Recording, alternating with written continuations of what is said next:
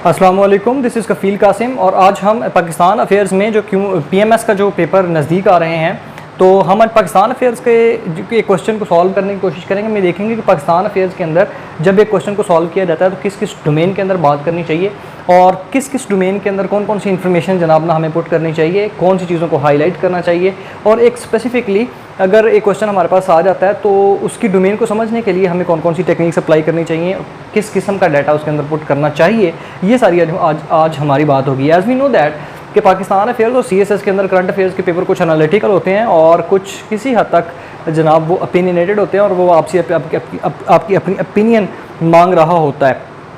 तो आपको बेसिकली उस क्वेश्चन के बेसिक एसेंस को समझ के जो स्पेसिफिकली कुछ ऐसी इन्फॉर्मेशन को पुट करना होता है जो कि आप जो ये बात प्रूव करे कि आपने वाकई ही किसी न किसी हद तक एक बुक को फॉलो किया है, किसी आपके पास जो इन्फॉर्मेशन है वो ऑथेंटिक है और आपको उस एरा के अंदर होने वाले तमाम डेवलपमेंट्स, तमाम इंसिडेंट्स, तमाम इवेंट्स, उन सारी चीज़ों का पता है और कुछ वर्ड्स को आप हाईलाइट करके ये बात अपनी प्रूव करने की कोशिश करते हैं। ये जो क्वेश्चन आपके सामने है इस वक्त, ये है the policies of Indian national Congress between 1937 to 1947 were such as to make the partition of India inevitable. इस बात को हमने प्रूव करना था। वो कहता है कि इंडियन नेशनल कांग्रेस की कुछ ऐसी पॉलिसीज़ थी जो उन्होंने फार्मूलेट की, बनाई 1937 से लेकर 47 तक। फिर उन पॉलिसीज़ की वजह से जो पार्टीशन ऑफ इंडिया थी वो जनाब ना इनएविटेबल हो चुकी थी, क्योंकि इसके बाद चॉइस कोई नहीं बचती थी मुसलमानों के लिए कि वो सेपरेट होमलैंड की, सेपरेट कंट्री की, सेपरेट स्टेट की डिमांड क्यों रोकें। उनके पास कोई चॉइस नहीं थी, वो करते थे तो वो जिंदा रहते थे। हमें बेसिकली पता होना चाहिए, इस क्वेश्चन को जब इंसान देखेगा तो वो बेसिकली ना 1937 का वर्ड पढ़ता है और 1947 तक के इंसिडेंट्स को उसको लिखना होता है और ये बात प्रूव करनी होती है, उन तमाम इंसिडेंट्स को डाल के, पुट करके, लिख के कि वाकई जो इंडियन पार्टीशन थी और वो उस वक्त इनएविटेबल हो चुकी थी। Now how the first word that one every aspirant must keep in mind that we will talk about the policies, events, इन जो बेसिक डेवलपमेंट्स हुई उस तमाम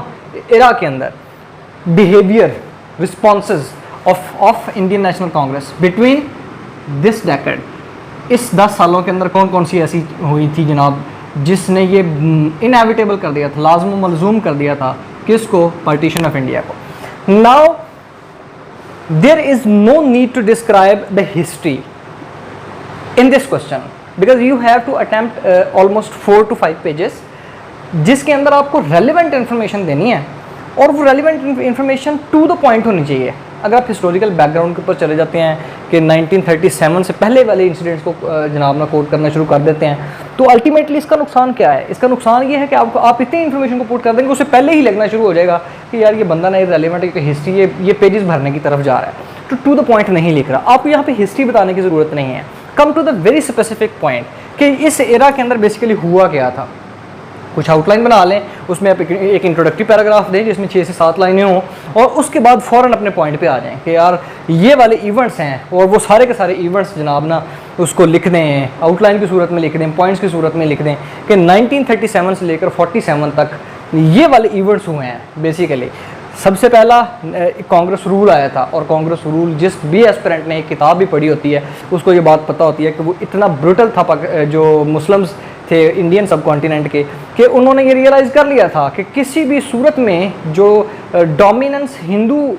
कम्युनिटी है वो किसी भी सूरत में मुसलमानों के हुकूक को प्रिजर्व नहीं कर सकती, इनको सेव नहीं कर सकती। They have to get something separate homeland for themselves if they want to practice their own religion, if they want to follow their own traditions. They will definitely be compromised, their wills definitely be compromised if they are going to be the members or natives of Hindu elite class or the Hindu rule. तो ये मुमकिन, इस rule के बाद definitely वो prove हो चुका था। अब आपने इस रूल की इस एल्यूसिडेशन में ये लिखना है कि यार इस रूल की वजह से इसमें वो जनाब जो मुसलमानों के बच्चों को वंदे मातरम सिखाया जाना शुरू हो गया और बेसिक राइट्स को कन्फिस्केट करना शुरू हो गया। जहाँ पे मुस्लिम माइनॉरिटीज़ के अंदर थे वो उनके जो राइट्स थे बिल्कुल कन्फिस्केट करना शुरू हो गए। तो ये बात प्रूव करती है कि मुसलमानों ने इस रूल के बाद रियलाइज़ कर लिया कि भाई हम किसी भी सूरत में हिंदुओं के पास नहीं रहेंगे, we want a separate homeland and that is possible with the partition of India. Next, Pakistan ने इसके बाद लाहौर रेजोल्यूशन पास की, उसके ऊपर जनाब ना जो रिस्पॉन्स आया इंडियन नेशनल कांग्रेस की वजह से, वो ये बात साबित करता है कि जो हिंदूज़ हैं वो किसी भी सूरत में मुसलमानों को अपने लिए अपने अच्छी तरह ट्रीट नहीं कर सकते, इनकी कस्टम्स को, इनके रिलीजन को, इनके फ्रीडम को प्रिजर्व नहीं कर सकते। तो इनको एक सेपरेट होमलैंड चाहिए, और वो जो सेपरेट होमलैंड है वो with the partition of India ही मुमकिन हो सकता है। इसके बाद क्रिप्स मिशन पे ये सारे के सारे वर्ड जो मैंने लिखे हैं, क्रिप्स मिशन है, क्विट इंडिया मूवमेंट है। अब देखें ना, क्विट इंडिया मूवमेंट के अंदर उन्होंने कहा जी हम चाहते हैं कि जो अंग्रेज़ हैं वो बेसिकली इंडिया को छोड़ जाएं, और अगर वो इंडिया को, इंडियन सब कॉन्टिनेंट को अनडिसाइडेड छोड़ के जाते हैं, और वो ये छोड़ के जाते हैं कि कांग्रेस यहाँ पर रूल करेगी विदाउट एनी डिसाइसिव डिसीजन, कि यहाँ पे जो मुस्लिम कम्युनिटी है उसके राइट्स को कौन प्रिजर्व करेगा, उसकी गवर्नमेंट कैसी होगी, उनके लिए स्टेट कैसी जनाब ना होगी, उनकी डिमार्केशन कोई नहीं बाउंड्रीज को होगी। तो फिर आप सोचें कि वो वाला जो सारे मुस्लिम कम्युनिटी थी, ये मुस्लिम जो पीपल थे, वो कैसे अपनी ज़िंदगी को गुजारते। सो जो क्विट इंडिया मूवमेंट के लिए कायदे आज़म और इनके जो लीडरान थे, मुस्लिम लीग के जो लीडरान थे, इनका कहना था कि you will definitely quit but you have to decide, but you have to divide the Indian subcontinent before you quit the India. तो इसके ये बात साबित करती है कि इंडियन कांग्रेस के जो लोग थे वो इतनी जल्दी क्विट इंडिया मूवमेंट शुरू कर देते कि ताकि डिसीजन ना हो डिवीजन का, और अगर वो डिवीजन का डिसीजन नहीं होगा तो फिर मुस्लिम राइट्स कैसे प्रिजर्व होंगे। The very first and most important thing in this question was to highlight the brutalities of the Congress rule which were from 37 to 39।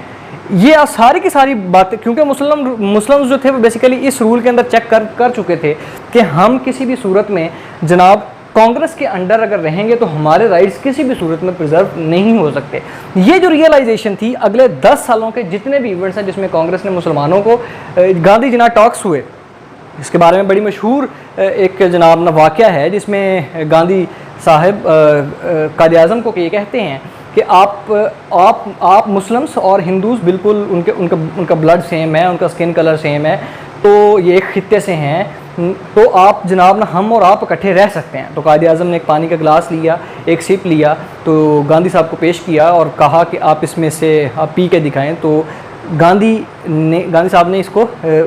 बुरा समझा क्योंकि वो किसी का जूठा नहीं पीते थे। तो कायदे आज़म ने बड़ी एक मशहूर स्टेटमेंट कही कि जब आप लोग एक पानी का गिलास शेयर नहीं कर सकते तो पूरी की पूरी स्टेट को कैसे आप शेयर कर लोगे, और किस तरह हम ये बात मान लें कि आप लोग जनाब ना मुसलमानों के राइट्स को प्रिजर्व करके रखोगे because you are in majority. तो ये टॉक्स हुई, ये प्रूव करती हैं, ये वाले वाक़यात इस किस्म के प्रूव करते हैं कि इंडियन पार्टीशन बहुत इनएविटेबल है, because if you want to save and preserve the rights of Muslims of India. इसके बाद cabinet mission plan, direct action day कायदे आज़म की वजह से कायदे आज़म ने जो चलाया,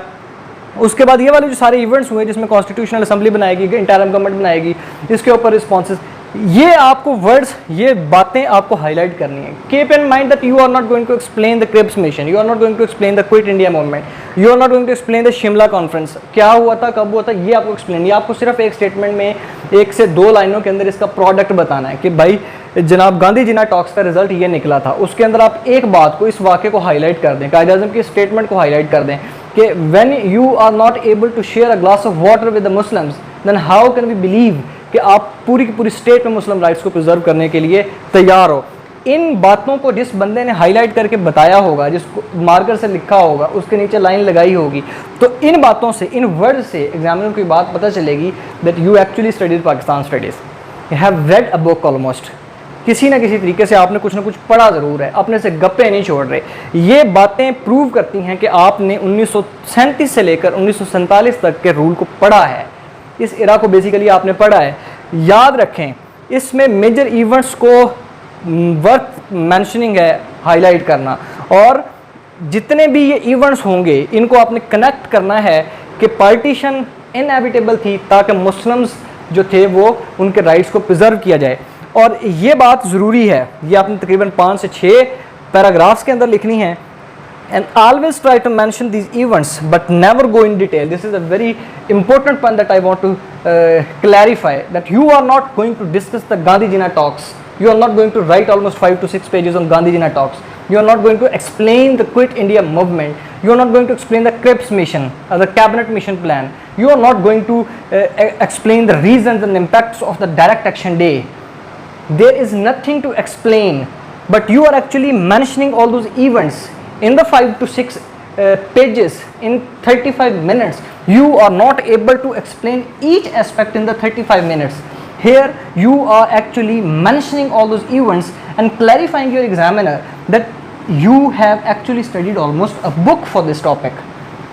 उसको पता लग जाए, जब उसको पता लग जाएगा तो वो आपको जनाब ना आपके ड्यू मार्क्स देने की कोशिश करेगा, जब उसको ये बात पता चल जाएगी.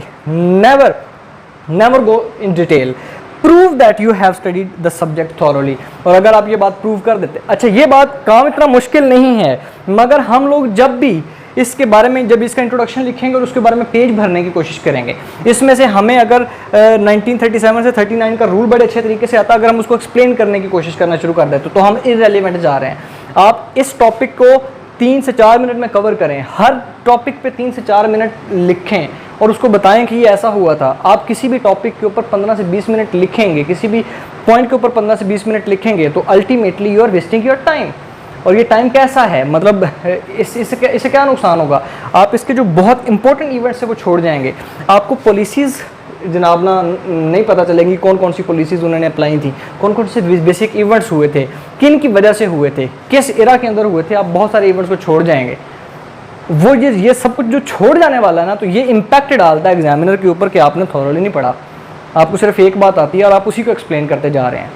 Keep in mind that you are going to be specific and this specificity will prove that you have gone through the subject thoroughly.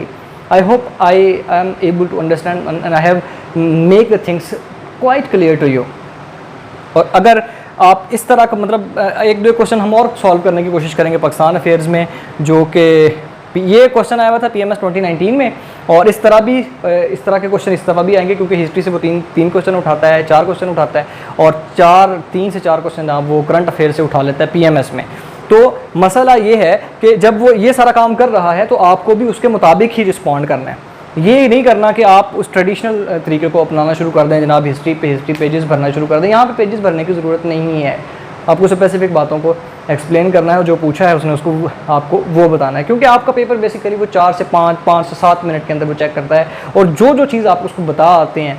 वही वर्थ मैंशनिंग है और वही वर्थ रिमेंबरिंग है, जो कि एग्जामिनर को ये इस बात पे कन्विंस करती है कि वो आपको आपके जितने नंबर बनते हैं असल में उतने दे. वरना अगर आप बहुत सारी चीज़ों को छुपा के आते हैं तो अल्टीमेटली इसका नुकसान ये होता है कि जितना आप एक्सपेक्ट कर रहे होते हैं उतने स्कोर आपको नहीं आता. तो इसलिए हम देखते हैं पाकिस्तान अफेयर्स में, करंट अफेयर्स के अंदर जितने भी पेपर्स होते हैं, इन पेपर्स के अंदर बंदों के नंबर 50, 55, 45 इतने होते हैं. You can actually gain the momentum, you can actually grab the scores by following the certain techniques that you have in your mind. And the very important and the very basic technique is that कि आपको relevant लिखें और वो तमाम लिखें जो आप उस क्वेश्चन की ज़रूरत है. किसी भी चीज़ को बेतुका जनाब ना एक्सप्लेन करने की कोशिश ना करें. Thank you so much.